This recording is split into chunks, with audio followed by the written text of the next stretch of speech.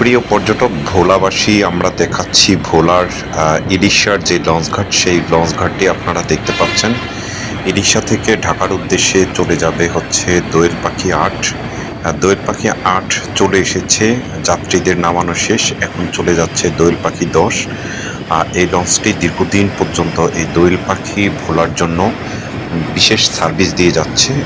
দেখতে পাচ্ছেন মেঘনা নদী উত্তাল, অনেক প্রচণ্ড ঢেউ এবং হচ্ছে স্রোত রয়েছে। আমরা ইলিশা লঞ্চঘাট দেখতে পাচ্ছি, দোয়েল পাখি ৮ লঞ্চ, যেটি সাবেক ক্রিস্টাল ক্রুজ নামে পরিচিত ছিল, সেই লঞ্চটি সদরঘাটে দাঁড়িয়ে রয়েছে, মানে ইলিশা ঘাটে দাঁড়িয়ে রয়েছে। এবং পাশাপাশি দেখা যাচ্ছে যে গ্রিন লাইন লঞ্চ, সেটিও দাঁড়িয়ে রয়েছে। গ্রিন লাইন ২ এবং ৩ সেটি দাঁড়িয়ে রয়েছে, এবং পাশে গ্রিন লাইন আরেকটি লঞ্চ দেখা যাচ্ছে।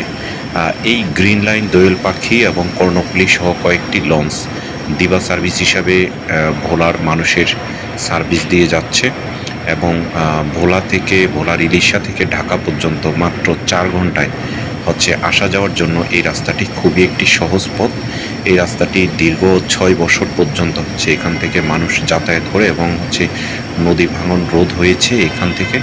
এবং এখানে ফেরি থেকে হচ্ছে লক্ষ্মীপুর যাতায়াত করা যায়, এবং সি ট্রাকের মাধ্যমে লক্ষ্মীপুর যাতায়াত করা যায়। তো আপনারা যেটি দেখতে পাচ্ছেন, এটি হচ্ছে কালীগঞ্জ লঞ্চঘাট। সেটি ভোলার পাশে মেহেন্দিগঞ্জের একটি হচ্ছে মেহেন্দিগঞ্জ বরিশালের একটি উপজেলা, সেখান থেকে হচ্ছে মানুষ যাতায়াত করে বরিশালের ভোলার লঞ্চগুলো এখানে হচ্ছে ঘাট করে। দেখতে পাচ্ছেন প্রচুর যাত্রী রয়েছে।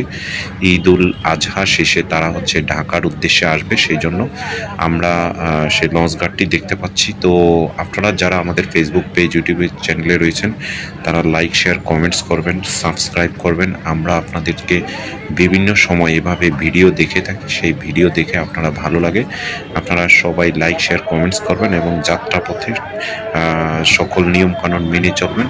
সবাই ভালো থাকবেন, সুস্থ থাকবেন। সকলকে অসংখ্য ধন্যবাদ জানিয়ে বিদায় নিচ্ছি। ধন্যবাদ সকলকে।